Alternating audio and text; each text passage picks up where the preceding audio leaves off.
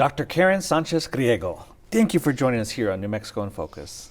Thank you, Mr. Contreras, for the invite. I'm so honored.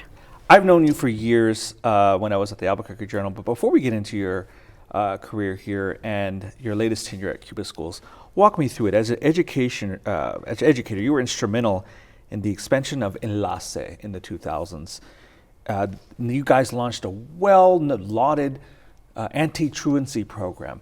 Looking back there 20 years later, in your opinion, what worked at that time and what didn't work? I think when the Kellogg Foundation funded this, right, and it was in 34 programs across 9 states. New Mexico was one of the largest because we did an overall statewide initiative. I think it was really looking at what is the promise of Latino children and communities, and the success was the communities, right? It was really grounded in their voice. It was grounded in their students' voice.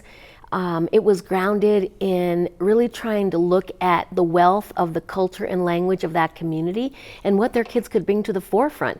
And I think realizing that they were not just trying to not have their kids go to school. You know, there have been lots of comments that had come out that, oh, they don't care about their kids. Hispanic parents don't care about their kids, just ridiculous things. And so when we kind of came together and kind of talked about it, and worked on it, right, we saw so many parents and communities come to the forefront. And from the legislature all the way down and all the way up to DC at the time. In fact, President Bush, second President Bush, recognized Enlaces, communities, for their family centers and their recognition working in schools with families and communities. You were also right there when the state moved from the Department of Education to the Public Education Department under Governor Richardson. This was a very exciting time. We thought we were reforming education overall. Looking back now, there's an effort to bring back this old structure because people believe the Public Education Department's not working. What is your reaction to that we want to move back to this other model? By that time, you remember, it wasn't working. What is your reaction to that? I think as educators we grapple, right? We're like, what is going to be the easiest thing to get us out whatever situation that we're in, right? I do remember when Governor Richardson was there and there was this big push to move to the secretary. And the reason that they were moving to that was because of politics, right? The political pressures that were being placed on who was getting hired as the Secretary of Education. Were they predominantly looking at students all across New Mexico?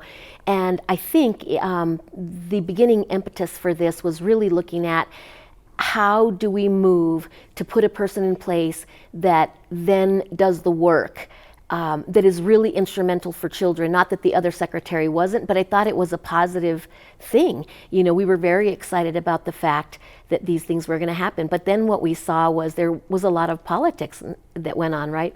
It would be just like, I think with Richardson we saw a lot of his initiatives. He was a very beloved governor, right? So was and wasn't, but in education he was. I remember the times that he spent with children, not only in Enlace, but across the state, really talking to them, letting them do a lot of things. But he really pushed for Dr. Garcia to come in and take a look at how they were going to reform those efforts. But there was still political things that went on.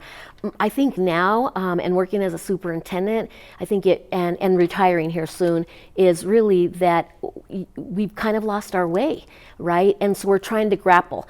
Let's move back to this old system because we can control it more. Or, you know, let's stay in this system because we can control it more in a different way, right? When you have a Secretary of Education, you're really working through the governor's office. When you work with a Secretary of Education who is placed in by elected board members, then you're kind of working with a different set of politics. So it's still political. I think for me, it's really looking at what's the best thing for kids, and why aren't we looking at what's the best thing for kids, and how do we stop that? Sure. And you and I would talk 20 years ago. New Mexico was ranked at the bottom of a number of benchmarks in education. This used to anger you. You used to be very upset about this. Flash forward 2 decades now. New Mexico's still ranked near the bottom of a number of benchmarks. We're looking at test scores, graduation rates. We're still at the bottom. What are we doing wrong? You know, I think that we don't look at systems change.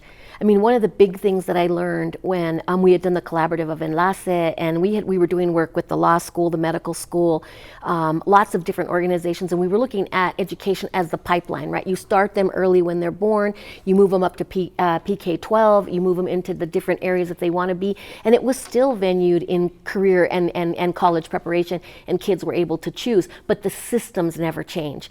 And so even when I went to Cuba 6 years ago, systemically, they were running the school district the same as they had been in the 1980s, which we know does not work. And so the systemic change is what is needed in order to be able to reform education in New Mexico. It's not just, hey, we have a reading program, hey, we have a literacy program, hey, we have this, hey, we have that. It's really taking a look at where are we spending our money? What are we doing in terms of students? Are we honoring and looking at their culture and language? Yazi Martinez, in my opinion, has been an incredible push to support educational equality, because that's what we see in New Mexico. That's why our children are not doing well. We're not looking at equality, and our system continues to look at this. The first year, Russell, I'll tell you that the first year that I started as the superintendent in Cuba, and I'd been a superintendent on the Navajo Nation as well, and I was also in Arlington, Virginia, had been recruited, and I will tell you that Latinos in general, especially with doctorates, are recruited all over the nation, almost exceptionally without being in the state of New Mexico. But the first meeting I went to with 89 superintendents, number one, I looked around the room and I said, oh my God, we don't even reflect or look like the student population that we work in. And nothing necessarily, not to be cruel or rude about that, but I was asking myself why. If we did this work 30 years prior and now we're here and still we're not reflective, not one Native American, that's not true. There was one Native American superintendent in Magdalena. But one of the things that when we started talking about Yazi Martinez and some of the cultural issues or some of the issues that were ineffectively affecting children, right? Not looking at how we were going to do this, so how we're looking at test scores, the different ways of providing assessment. And what I heard from my colleagues is we don't have those children. And it was like, what? I almost felt like as a 1980 graduate, and so that makes me old, right, of Rio Grande High School, it made me think of how is this happening? The same thing that I heard in my high school, with those that run our school districts 30-something years later. That was very, very frustrating. And so there were several times that I did have conversation out loud, but I felt like my colleagues in some cases didn't want to hear it. You mentioned superintendents. The average superintendent here in New Mexico, their tenure is about 1.5 years. So it creates a lot of instability in our school districts. You bucked that trend. You were there in Cuba for 6 years or more. Why does that happen? Why can't we keep superintendents? Why is there instability at our districts where we can't even keep a superintendent longer than almost 2 years? Well, I'm going to go back to the fact that you've got to look at the system, right? You've got to take a look. And again, those are political positions. I don't think people realize. And even when I was younger as a teacher and thought, oh, I'm going to get in because I'm going to be able to help change the system. And then what I saw was, wait, is the system going to change me? In fact, I had when I was working at Albuquerque High School as an activities director, when my principal came to me one day, because kids would come and tell me things and we would be doing advocacy, and he said, you know what? He said, you're young, you're Latina, you're a woman, all of these factors that I think you look at in terms of how, how you're going to be progressive. But if you just stop talking about equity and other things, you're going to be able to ascend the ladder. And I thought, okay, so what you're teaching me is I need to be quiet about the issues that completely affect children and their families and how they're going to be able to work or be able to move in the world. But in order to do that, I have to be quiet. And yet that's not what you need. You need leaders who can come to the forefront that can speak on behalf of children, just like I did in Cuba the 6 years that I was there. I really felt like the Board of Education was very, very important because they had a long term of superintendents turning over, high school principals turning over, but most importantly, their superintendents. And when they called and asked me and we met and we talked about me being there, I said to them, this is going to take some hard work because reforming institutions and you're the boss, right? The board's the boss. You're elected from the community, the voice of the community come forward. And I said, when we jump in the deep end of the pool, which we're going to have to do when we start talking about racial instability, looking at data and the data doesn't show that we're doing the right thing for kids, and we have to make these very important decisions. You need to throw me a life jacket, a life a life jacket or the little circle, and they said, we will. And every year I would remind them, we're here and we're doing this, and this is where we are. And we really looked at data, we really looked at where the kids were at, and we went back out into the community. Something that Brenda Chavez and others in Enlace had taught me is you have to go back to the community to hear what they have to say. And because that community was 78% Native American Navajo Dene from 3 local communities, and 22% Hispanic, again with the 78%, a lot of them are a dual race. On that note, when you've always been an advocate for Latinos and Hispano students, but when you got to Cuba, you noticed that there was a racial difference. Hispanos were in charge, and Native American students, particularly Navajo, were being marginalized. What did you find? What I found was shocking, actually. What I found in the data that we looked at, so when we first got there, I was there helping them with high school redesign.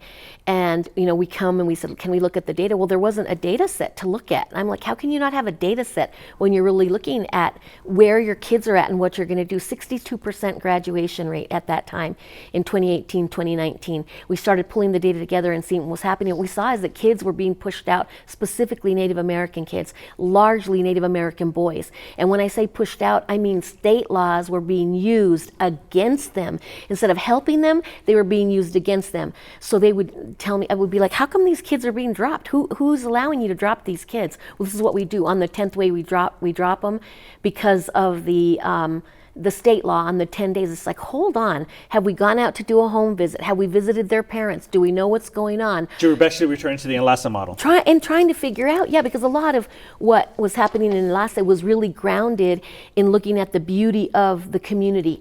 And so did the graduation rate it did improve over time? Yes, we've now currently are at 97% in this last year. From 60 to 90. 62 to 97. Wow. Right. And we did a lot of that by really, really targeted work and really looking at what was going on. We, because of the fact that we had the majority of our boys, mostly Native American boys, but our Hispanic boys as well, we said we need to turn and look to men in our community and bring them in and have them start working with our boys and show them, right, that maybe absence of a father or absence of a mentor or something, that we can bring that back and we can show them the beauty in who they are. In our last 90 seconds, you've made so many improvements. So why walk away now? It's time. I think it's time for me to retire and do some other things. Education will always be a part of me, and I will still continue to fight and get out into the if you will, New Mexico and the other states to really, really combat the fact that we're not doing right by children. And we're the leaders. We're the ones that can make the changes because we're the ones that help with boards, control finances and policies, and be able to go to the legislature to ask for several initiatives that are important to children. Dr. Karen Sanchez Griego, thank you for joining us here on New Mexico in Focus, and congratulations on your retirement. Thank you.